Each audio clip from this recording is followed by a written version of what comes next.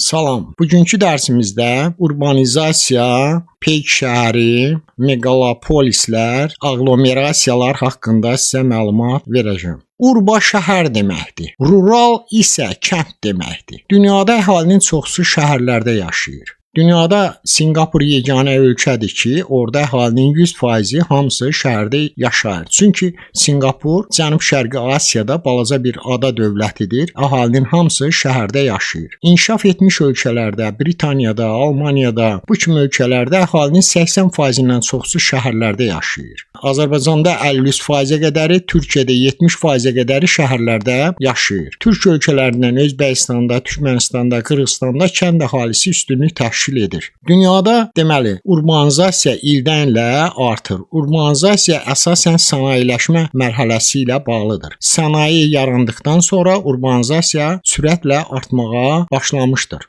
Elə ölkələr var ki, orada kənd əhalisi çoxdur. Bu əsasən Afrika ölkələridir. Geri qalmış, sənayesi zəif olan ölkələrdir. Suburbanizasiya nədir? İnkişaf etmiş ölkələrə xas olan termindir. İnkişaf etmiş ölkələrdə əhalinin sosial həyat səviyyəsi yüksək olduğuna görə əhali artıq böyük şəhərlərdən böyük şəhərlərin ətrafına doğru miqrasiya edir. ABŞ, Almaniya, Fransa, İngiltərə və s. bu kimi imkanlı ölkələrə xas olan termindir.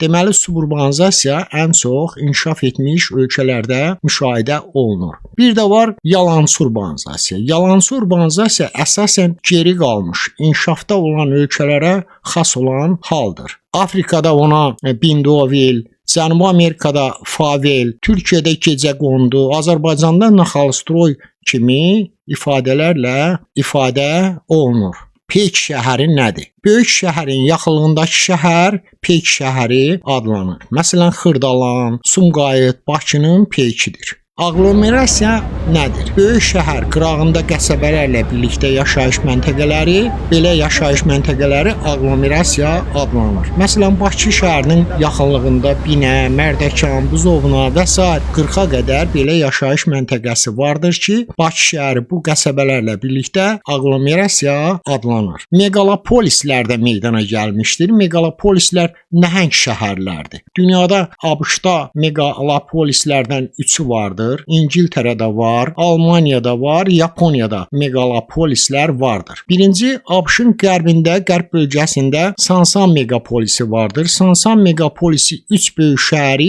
birləşdirir. San Diego, San Francisco və Los Angeles. San Diego ilə başlayır, San Francisco ilə qurtarır. Bu 3 şəhər birləşib meqalopolis Sansan meqapolisini ya da qərb ya da Sakit Okean sahili meqalopolisini əmələ gətirir. İkinci meqalopolis ABŞ-ın orta qərb hissəsindədir. Göllər ətrafı da deyirlər ona. Bu meqapolis Pitts meqapolisi adlanır. Chicagodan başlayır, Pittsburghda qurtarır. Əlavə bu meqalopolisə Detroit, sonra Cleveland kimi şəhərlər də daxildir. Üçüncü meqalopolis ABŞ-ın şərqində, şimal-şərqində yerləşən Bosvaş meqapolisidir. Bosvaş meqapolisi Boston şəhərindən başlayır, Washingtonda qurtarır. Buna Philadelphia, New York kimi şəhərlər də daxildir. İngiltərədə London meqapolisi, ona Manchester bu kimi şəhərlər daxildir. Alman meqapolisi var. Bir də Yaponiyada Tokaido meqapolisi vardır ki, ona Yokohama və s. bu kimi şəhərlər daxildir.